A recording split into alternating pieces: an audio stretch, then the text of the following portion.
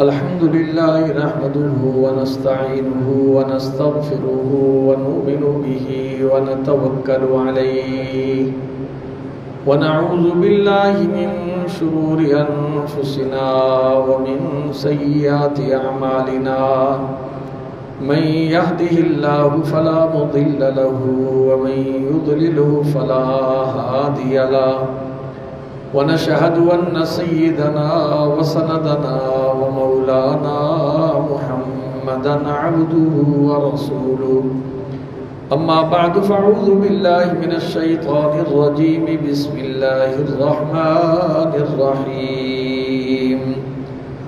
ولا تحسبن الذين قتلوا في سبيل الله أمواتا بل أحياء عند ربهم يرزقون وفي مقام آخر الذين آمنوا وهاجروا وجاهدوا في سبيل الله بأموالهم وأنفسهم أعظم درجة عند الله وأولئك هم الفائزون قال رسول الله صلى الله عليه وسلم إن الله اختارني واختار لي أصحابي وفي حديث آخر قال رسول الله صلى الله عليه وسلم لا تمس النار مسلما رآني أو رآني من رآني وفي حديث آخر قال رسول الله صلى الله عليه وسلم إنما الأعمال بالنيات آمنت بالله وصدق الله مولانا العظيم اللهم صل على سيدنا محمد وعلى آل سيدنا ومولانا محمد وبارك وسلم وصل عليه اللهم بارك على محمد وعلى آل محمد كما باركت على إبراهيم وعلى آل إبراهيم إنك حميد مجيد وہ مسلمان کہاں اگلے زمانے والے وہ مسلمان کہاں اگلے زمانے والے گردن قیصر و کسریٰ کی جھکانے والے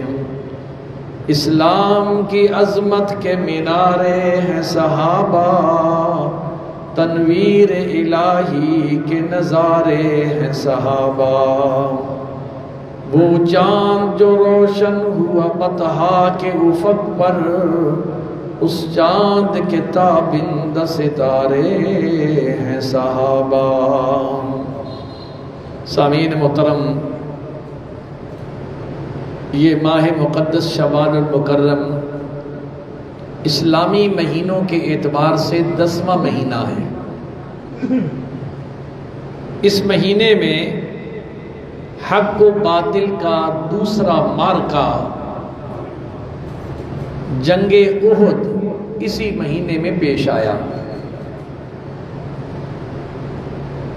اور احد کے حوالے سے کیونکہ جنگ احد اس لیے کہتے ہیں کہ احد پہاڑ وہاں تھا تو احد پہاڑ کی بھی کچھ فضیلتیں ہیں حدیث پاک کے اندر آتا ہے کہ یہ احد پہاڑ ان پہاڑوں میں سے ہے جو اللہ کا ذکر کرتے ہیں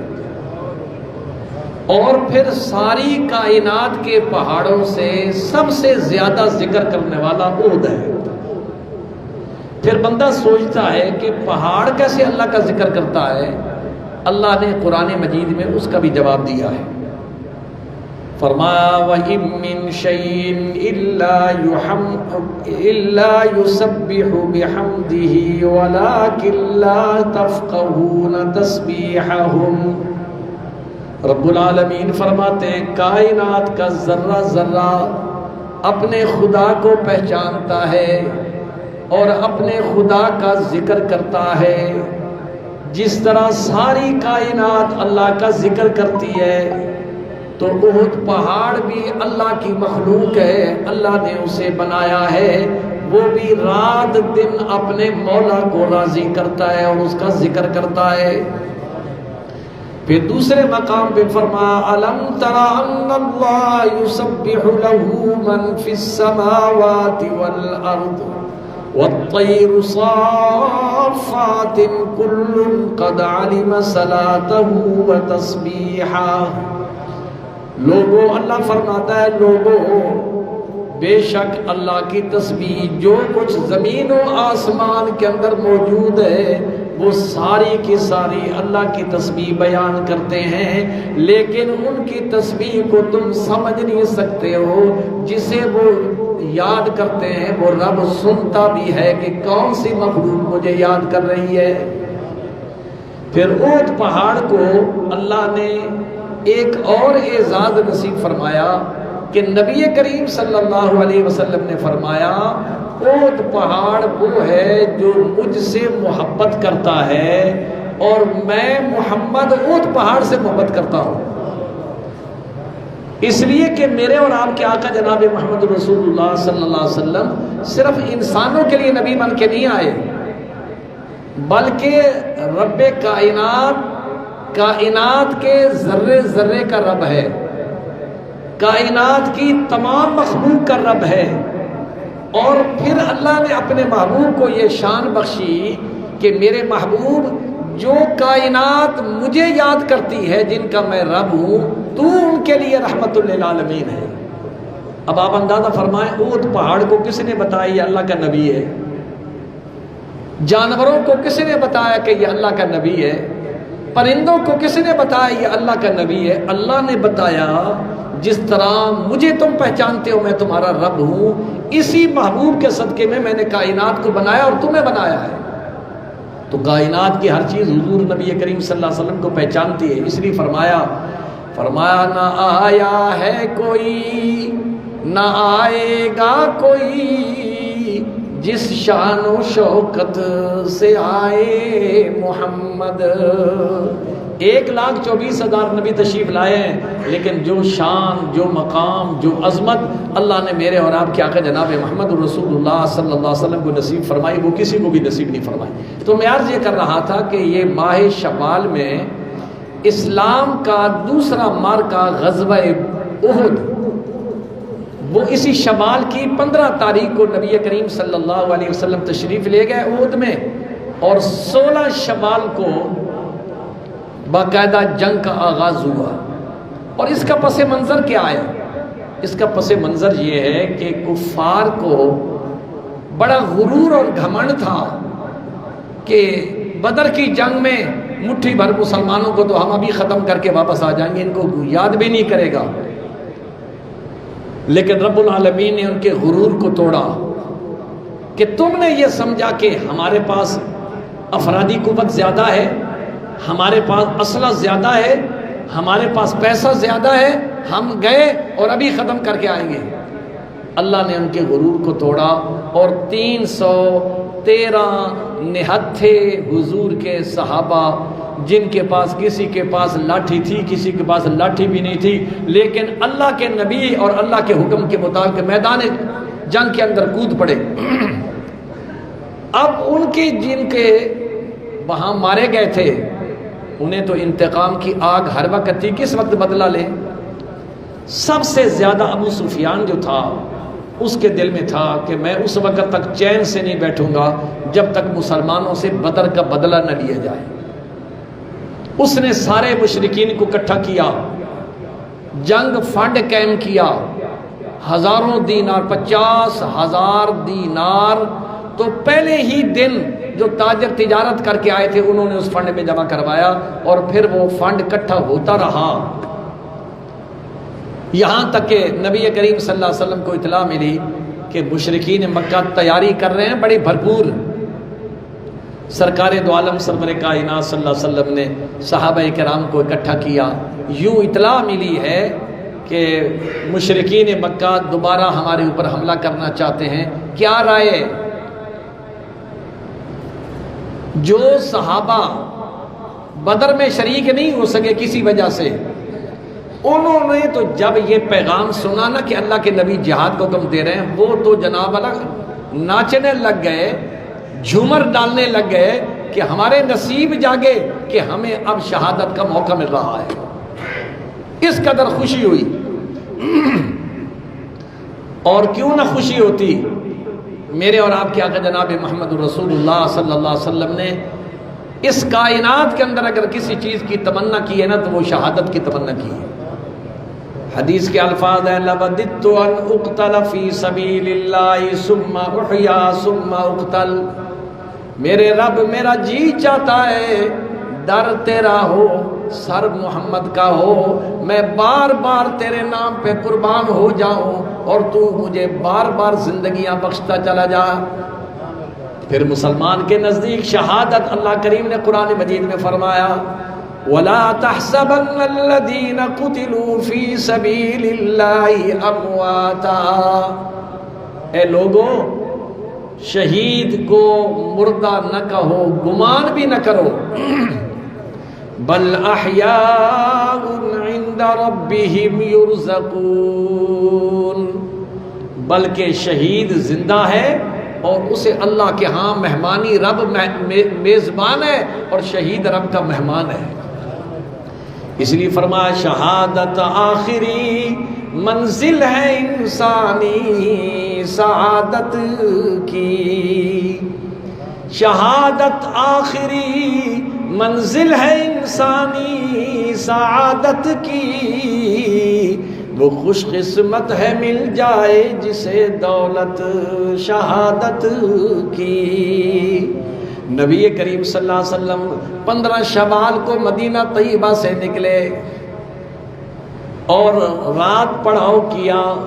16 شوال کو میرے اور آپ کے آقا جناب محمد رسول اللہ صلی اللہ علیہ وسلم نے اپنے مجاہدین کی صفوں کو درست کیا۔ ادھر 3000 ہیں اور ادھر 750 ہیں۔ چلے تھے تو 1000 تھا، راستے میں عبداللہ ابن ابی نے منافقت کرتے ہوئے مسلمانوں کو عین وقت پر دھوکہ دیتے ہوئے اپنے 250 بندوں کو واپس لے گیا۔ اب 750 بندے رہ گئے، مقابل میں جو دشمن ہے 3000 کی فوج ہے، 3000 اونٹ ہیں ان کے پاس، 3000 ان کے پاس اونٹ ہیں اور سینکڑوں کی تعداد میں ان کے پاس زرہ موجود ہیں تحفظ کرنے کے لیے۔ اور میرے اور آپ کے آقا جناب محمد رسول اللہ صلی اللہ علیہ وسلم صحابہ کرام کو احد میدان کے اندر لا کھڑا کرتے ہیں، اور جس وقت جنگ شروع ہوئی صحابہ کرام رضوان اللہ تعالی علیہ مجمعین خوب جذبے سے لڑے۔ پہلے ہی وار کے اندر باطل کے پاؤں اکھڑ گئے، تتر بتر ہو گئے، اور مسلمان مطمئن ہو گئے کہ ہم فارغ ہو گئے۔ نبی کریم صلی اللہ علیہ وسلم نے 40 صحابہ کا ایک دستہ احد پہاڑ کے اوپر کھڑا کیا تھا، کچھ ہو جائے تم نے یہاں سے نہیں اترنا۔ جب ان 40 بندوں نے دیکھا کہ سارے لوگ اکٹھے ہو گئے ہیں اور جنگ ختم ہو گئی ہے، مال غنیمت اکٹھا ہو رہا ہے، تو ہم بھی چلے۔ 10 صحابہ نے منع کیا کہ اللہ کے محبوب کے الفاظ یہ تھے کچھ ہو تم نے یہاں رہنا ہے۔ ایک اجتہادی غلطی ہو گئی کہ انہوں نے بظاہر یہ سمجھا کہ اب ضرورت نہیں ہے، وہ اتر آئے۔ اس کا نقصان کیا ہوا؟ حضرت خالد بن ولید رضی اللہ تعالیٰ عنہ ابھی مسلمان نہیں ہوئے تھے، وہ اپنا دستہ احد پہاڑ کے پیچھے سے اچانک لے آئے، جس کی وجہ سے مسلمانوں کو سنبھلنے کا موقع ہی نہ ملا، اور زوردار انہوں نے حملہ کیا جس کے اندر کافی صحابہ شہید ہوئے۔ کل ٹوٹل احد کے میدان میں 70 صحابہ شہید ہوئے، اور ان کا فوکس یہ تھا پورے کے پورے کفار کا، ہم اللہ کے محبوب کا آج ختم کر دیں۔ سارا زور جو تھا نبی کریم صلی اللہ علیہ وسلم کی طرف تھا۔ نبی کریم صلی اللہ علیہ وسلم نے جب دیکھا کہ اب ہر طرف سے یہ دشمن حملہ کر رہا ہے، اللہ کا نبی ایسا ہوتا ہے جو میدان سے بھاگتا نہیں، نبی کی آل جو ہوتی ہے وہ بھی جان دیتی ہے، بھاگتی نہیں، یہ نبی اور نبی کے گھرانے کی یہ شان ہے۔ حضور نبی کریم صلی اللہ علیہ وسلم کھڑے ہیں اور آپ نے ایک اعلان فرمایا، من رجل یشری لنا بہ نفسہ، کون ہے تم میں سے ایسے لوگ جو اپنی جان میرے ہاتھ پہ فروخت کر دیں، اس کا بدلہ یہ ہوگا کہ قیامت کے دن وہ جنت میں بھی میرے ساتھ ہوں گے۔ کیسے خوش نصیب صحابہ ہیں، 7 نوجوان انصار کے چڑھتی ہوئی جوانیاں چھلانگ لگا کے کھڑے ہوتے ہیں، اللہ کے محبوب ہم اپنی جانوں کو کٹوا دیں گے لیکن آپ تک دشمن کو نہیں پہنچنے دیں گے۔ وہ 7 صحابہ ایک ایک کر کے نبی کریم صلی اللہ علیہ وسلم کے سامنے شہید ہو گئے، اور پھر حضرت مصعب ابن عمیر رضی اللہ تعالیٰ عنہ شہید ہوئے، حضرت حمزہ رضی اللہ تعالیٰ عنہ سید الشہداء۔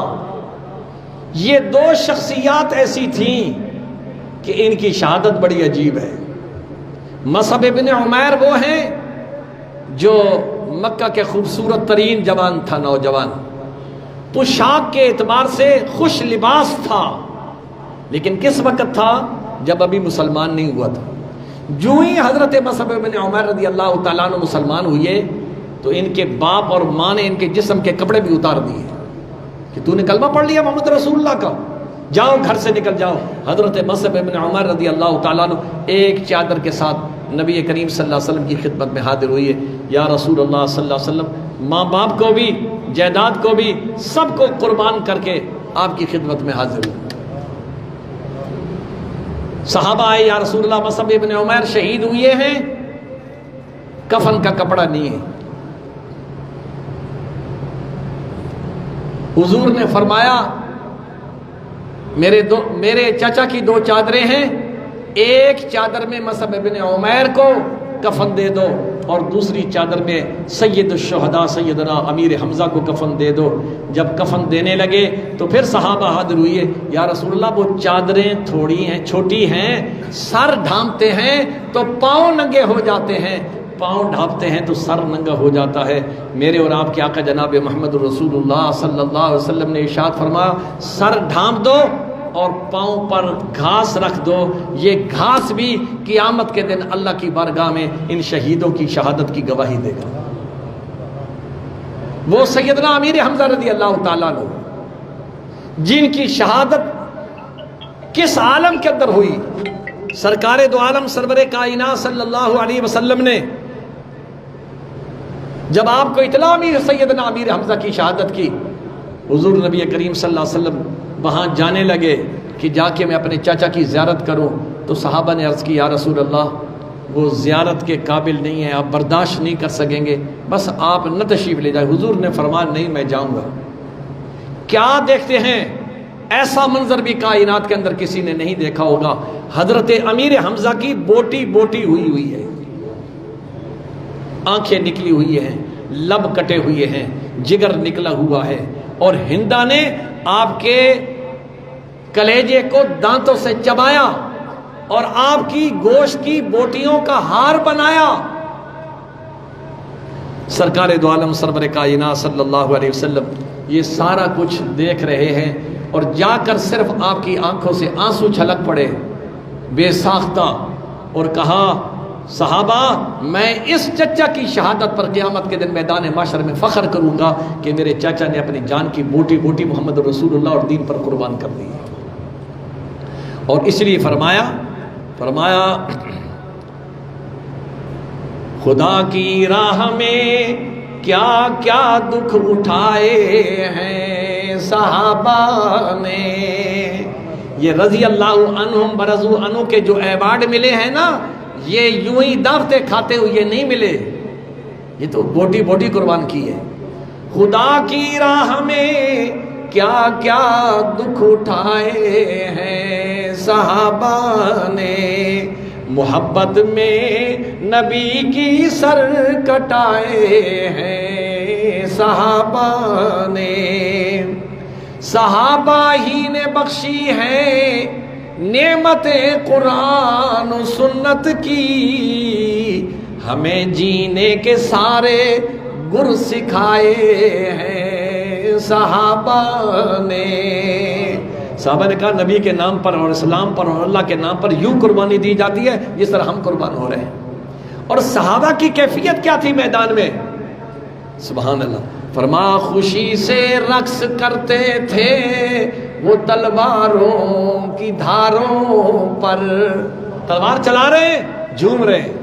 خوشی سے رقص کرتے تھے وہ تلواروں کی دھاروں پر،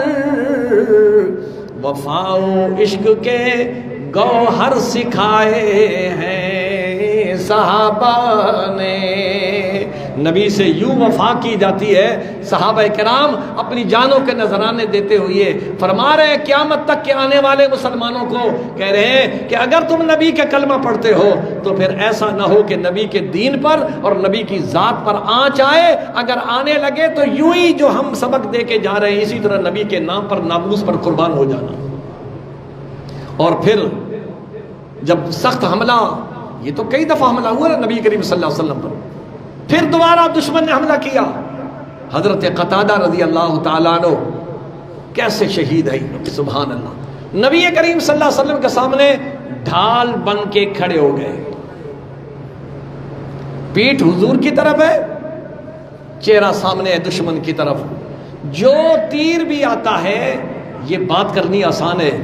کہ ایک انسان ہو جاندار ہو اور کھڑا ہے، نہ روتا ہے نہ چیختا ہے، نبی کے نام پر ساری دردوں کو ضبط کرتے ہوئے نبی کا ایک ایک بار جو آ رہا ہے نبی کے خلاف وہ سینے پر اس کو برداشت کر رہا ہے، تیروں کی بارشیں ہو رہی ہیں، حضرت قتادہ رضی اللہ تعالیٰ عنہ انہیں برداشت کر رہے ہیں، اتنے میں حضرت قتادہ رضی اللہ تعالیٰ عنہ کی آنکھ میں تیر لگا، آنکھ باہر آ گئی۔ جب جنگ ختم ہوئی، حضرت قتادہ رضی اللہ تعالیٰ عنہ کا جسم دیکھنے والا تھا، پورے کا پورا جسم یوں تھا جس طرح آٹا چھاننے والی چھاننی ہوتی ہے، ہر طرف تیر ہی تیر لگ رہے ہیں، خون سے لت پت ہیں، اور آنکھ اٹھائے ہوئے میرے اور آپ کے آقا جناب محمد رسول اللہ صلی اللہ علیہ وسلم کی خدمت میں آئے، حضور نے سرجری فرمائی اور آپریشن کی تیاری ہوئی۔ قتادہ اچھا، تو حضور نے پھر رب العالمین سے رابطہ کیا، یا اللہ یہ میرا قتادہ غلام، اس نے تیری نبی کی خاطر اپنی آنکھ کو قربان کر دیا ہے، آنکھ میں رکھنے لگا ہوں، اس کو مکمل کر کے روشنی پہلے سے بھی زیادہ تو نے عطا فرما دی۔ حضرت قتادہ رضی اللہ تعالیٰ عنہ کی آنکھ کو حضور نے اپنے ہاتھوں میں لیا، وہ رحمت بھرے ہاتھ حضور نے یوں آنکھ میں، وہ آنکھ رکھنے کے بعد یوں ہاتھ پھیر دیا اور پھر حضرت قتادہ کو فرمایا، قتادہ دیکھو ٹانکے صحیح لگ گئے ہیں، کوئی تکلیف تو نہیں ہے، نظر آ رہا ہے یا نہیں آ رہا؟ حضرت قتادہ نے جب آنکھ کھولی کہا رب کائنات کی قسم ہے یہ تو پہلے سے بھی زیادہ روشن ہو گئی ہے، ٹھیک آنکھ میں کم ہے، اور جس آنکھ پر نبی کا ہاتھ لگا ہے اور نبی نے سرجری کی ہے، فرماتے ہیں یا رسول اللہ اس کی تو روشنی پہلے سے بھی زیادہ ہوگی، مجھے اب کوئی درد بھی نہیں ہے۔ وہ صحابہ کرام رضوان اللہ تعالیٰ علیہم اجمعین، پھر ایک کیسے کیسے شہید ہوئی ہے صحابہ۔ زیاد بن سکن رضی اللہ تعالیٰ عنہ صحابی رسول ہے، خون میں لت پت ہو کے زخمیوں میں پڑے ہیں، پانی پلانے والا وہاں سے گزرا، وہ زخمیوں کو پانی پلا رہا تھا، زیاد بن سکن کی طرف گیا، پانی پینا ہے؟ کہا نہیں۔ کوئی دوائی دوں؟ کہا نہیں، ایک ہی میری التجا ہے، میرے سانس آخری ہے، میری یہ تمنا ہے میرے اس جسم کو جو اب چھلنی ہو چکا ہے اپنی کمر پہ اٹھا کے نبی کے قدموں میں پہنچا دے۔ اس صحابی رسول نے پانی وہیں رکھا، یہ رو رہا ہے، یہ کہہ رہا ہے، تڑپ رہا ہے نبی کے دیدار کے لیے، انہوں نے اسے اٹھایا، کندھے پر، اور حضور تشریف فرما ہے، اور آ کر حضور کے قدم، حضور ایک پہاڑی کے اوپر ایسے بیٹھے ہوئے ہیں، پاؤں لٹکے ہوئے ہیں، پاؤں کے نیچے حضرت زیاد بن سکن رضی اللہ تعالیٰ عنہ کو رکھا، اور حضور نے کیا دیکھا؟ کسی نے حضور کے پاؤں کو بوسہ دیا ہے۔ آپ نے دیکھا زیاد بن سکن رضی اللہ تعالیٰ عنہ زخموں سے چور چور ہیں، بس اپنی ایک نگاہ سرکار دو عالم سرور کائنات صلی اللہ علیہ وسلم کی طرف کی، اور حضور نے محبت بھری نگاہ زیاد بن سکن کے اندر کی، اور اسی عالم کے اندر وہ جان آفرین کے سپرد کر دیتا ہے۔ کسی شاعر نے کیا خوب فرمایا، فرمایا تیری معراج کے تو عرش بری پر پہنچا، یا رسول اللہ آپ کی معراج، تیری معراج کے تو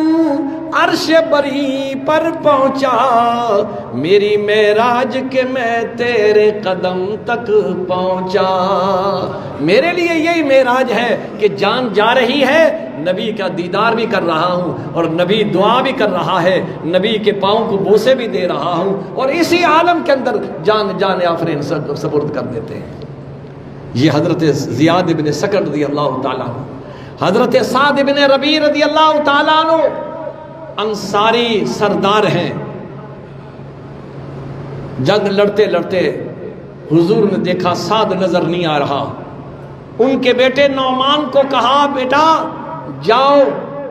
اور سعد کو تلاش کرو، اگر مل جائے نا زندوں میں سعد کو میرا سلام کہنا، سعد کی عظمتوں پہ قربان جاؤں، جسے اللہ کا نبی سلام بھیج رہا ہے کہ وہ اگر زندہ ہو تو اس کو کہنا اللہ کے نبی تجھ پہ راضی بھی ہیں اور تجھے سلام بھی کہہ رہے ہیں۔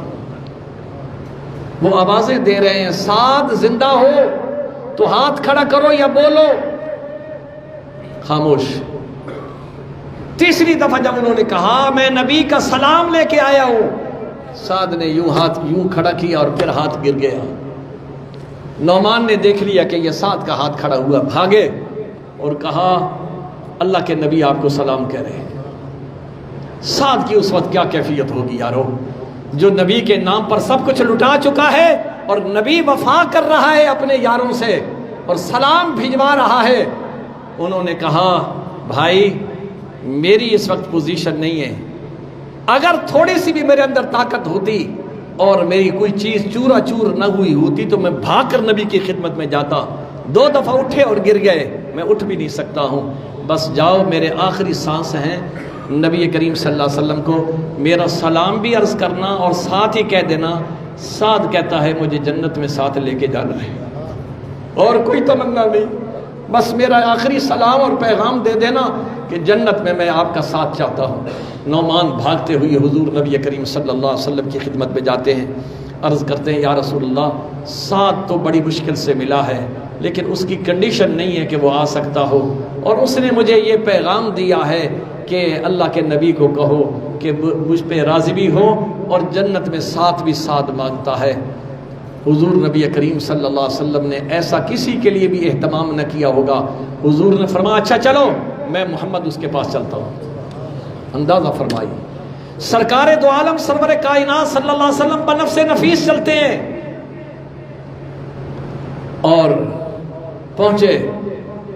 حضور نبی کریم صلی اللہ علیہ وسلم چوکڑی مار کے بیٹھ گئے۔ صحابہ کو کہا سعد کو اٹھاؤ اور اس کا چہرہ اور سر میری گود میں رکھو۔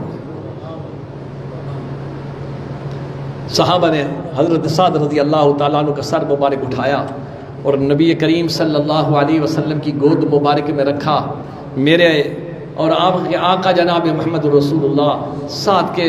سر پہ یوں ہاتھ بھی پھیر رہے ہیں۔ تھوڑی دیر کے بعد سعد کی یوں آنکھ اٹھی اور حضور نبی کریم صلی اللہ علیہ وسلم کے چہرے انور کو دیکھ رہا ہے، بول سکتا نہیں تھا، اور حضور نبی کریم صلی اللہ علیہ وسلم نے جی بھر کے محبت کی نگاہ سعد کی طرف دیکھا، اور دیکھتے ہی یوں ہی نظریں ملائی ہوئی عاشق و معشوق محب اور محبوب حضرت سعد رضی اللہ تعالی عنہ نبی کے نام پر یوں قربان ہوتے ہیں اور اللہ کے ہاں پہنچتے ہیں۔ اور کسی نے کیا خوب فرمایا، فرمایا سر ہو قدموں میں تیرے، سر ہو قدموں پہ تیرے اور قضا آ جائے، ایسے انجام سے بہتر اور کوئی انجام نہیں۔ تو احد کے اندر نبی دو عالم سرور کائنات صلی اللہ علیہ وسلم نے، یہ دوسری جنگ ہے جس کے اندر اللہ تبارک و تعالیٰ نے درمیان میں آزمائش بھی دی، 70 صحابہ بھی شہید ہوئے، کچھ صحابہ قیدی ہوئے، لیکن اس کے باوجود اللہ تعالیٰ نے مسلمانوں کو آخر میں فتح عطا فرمائی۔ دشمن جس طرح پہلے آیا تھا اسی طرح واپس گیا، اور رب العالمین نے اس وقت سے لے کر آج تک اور قیامت تک میرے اور آپ کے آقا جناب محمد رسول اللہ کے جھنڈے گاڑ دیے ہیں۔ پوری کائنات کے اندر آپ دیکھیں 1,24,000 انبیاء اس کائنات میں تشریف لائے ہیں، اپنا اپنا زمانہ اتار کے چلے گئے، لیکن دنیا سے جانے کے بعد ان کی نبوت کا سورج غروب ہو گیا۔ وہ ایک عربی کے شاعر کہتے ہیں، فرمایا افلت شموس الاولون وشمسنا، افلت شموس الاولین وشمسنا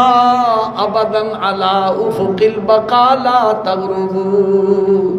1,24,000 نبیوں کی نبوت کے سورج چڑھے،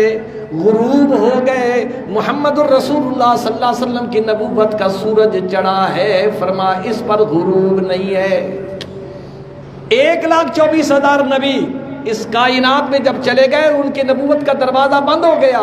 لیکن میرے اور آپ کے آقا جناب محمد رسول اللہ صلی اللہ علیہ وسلم دنیا سے تشریف لے گئے ہیں۔ حضور کی نبوت کا اسی طرح راج آج بھی ہے، برزخ کے اندر بھی ہے، اور میدان محشر کے اندر بھی حضور کی نبوت کا ڈنکا ہوگا، اور قیامت کے دن رب العالمین میرے اور آپ کے آقا جناب محمد رسول اللہ صلی اللہ علیہ وسلم کو 2 سے 3 شانیں اس دن عطا فرمائیں گے۔ وہ کون سی 2 اور 3 شانیں ہیں؟ ایک ہے مقام شفاعت۔ حضور نبی کریم صلی اللہ علیہ وسلم نے فرمایا، لوگوں 1,24,000 انبیاء کے دروازوں پر مخلوق پھر پھر کے آ گئی۔ حضرت عیسیٰ علیہ نبی علیہ الصلوۃ والسلام نے فرمایا، میں تو کچھ نہیں کر سکتا، لیکن ایک دروازہ تمہیں دکھاتا ہوں جس دروازے سے دشمن بھی خالی نہیں آیا۔ وہ کیسا منظر ہوگا؟ 1,24,000 انبیاء اپنی امتوں کے سمیت محمد رسول اللہ کے دروازے پہ آتے ہیں۔ یا رسول اللہ، ہم تو مارے گئے، ہمارا کچھ سننے والا نہیں ہے، سنائے شفاعت آپ نے کرنی ہے۔ حضور نے فرمایا، آنا لہا،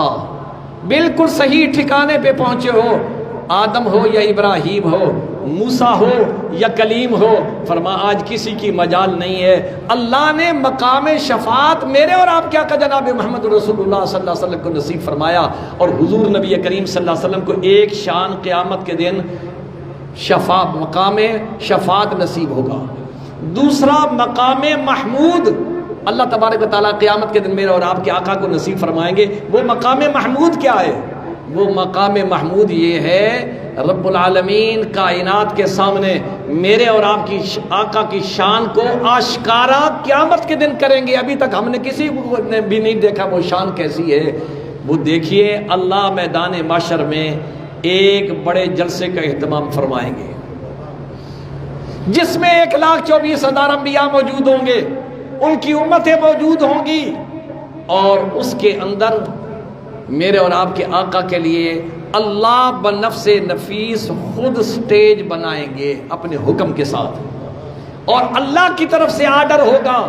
میرے حبیب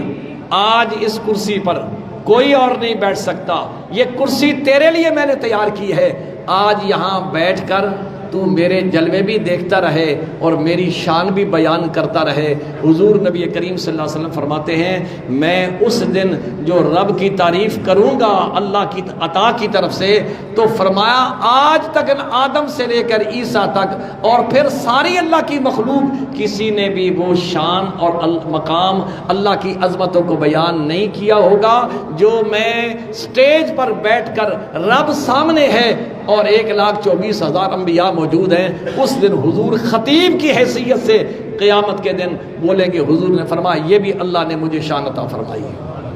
اور تیسری شان اللہ تبارک و تعالیٰ نے میرے اور آپ کے آقا ساقی کوثر، وہ بھی کوئی اور نبی نہیں ہوگا۔